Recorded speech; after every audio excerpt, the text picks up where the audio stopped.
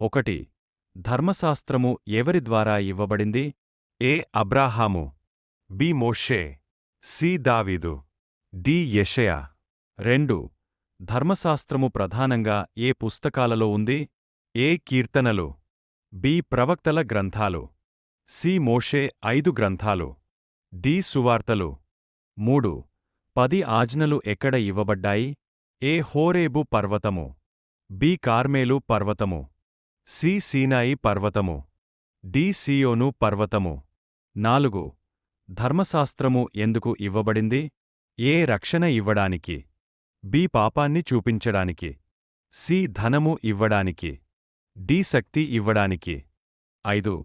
ధర్మశాస్త్రము మోషే ద్వారా ఇవ్వబడెను అన్న వాక్యం ఏ గ్రంథంలో ఉంది? ఏ. రోమా, బి. మత్తయి, సి. యోహాను, డి. హెబ్రీ. 6.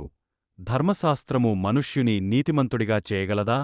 ఏ. అవును, బి. కాదు, సి. కొంతవరకు, డి. అవసరమైతే. 7. ధర్మశాస్త్రము ద్వారా ఏమి తెలిసివచ్చింది? ఏ. దానం, బి. పాపము, సి. ఐశ్వర్యము, డి. శక్తి. పౌలు ప్రకారం ధర్మశాస్త్రము ఏమైయుంది? ఏ. రక్షకుడు, బి. గురువు, సి. బోధకుడు, శిక్షకుడు, డి. రాజు. 9. ధర్మశాస్త్రము క్రీస్తు వద్దకు మనల్ని ఎలా తీసుకువెళుతుంది? ఏ. శక్తిచేత, బి. శిక్షచేత, సి. గురువుగా, డి. దండనచేత. 10. యేసు ధర్మశాస్త్రమును రద్దుచేశాడా? ఏ. అవును, బి. కాదు, సి. కొంతవరకు, డి. తెలియదు. 11. యేసు ధర్మశాస్త్రమును ఏమి చేశాడు? ఏ. మార్చాడు, బి. తక్కువ చేశాడు, సి. నెరవేర్చాడు, డి. విడిచిపెట్టాడు. 12. ధర్మశాస్త్రము క్రింద ఉండటమంటే? ఏ. కృపలో జీవించడం, బి. శిక్షలో జీవించడం, సి. ఆత్మచేత నడవడం, డి. ప్రేమలో ఉండటం. 13. ధర్మశాస్త్రము శాపాన్ని ఎవరు మోశారు?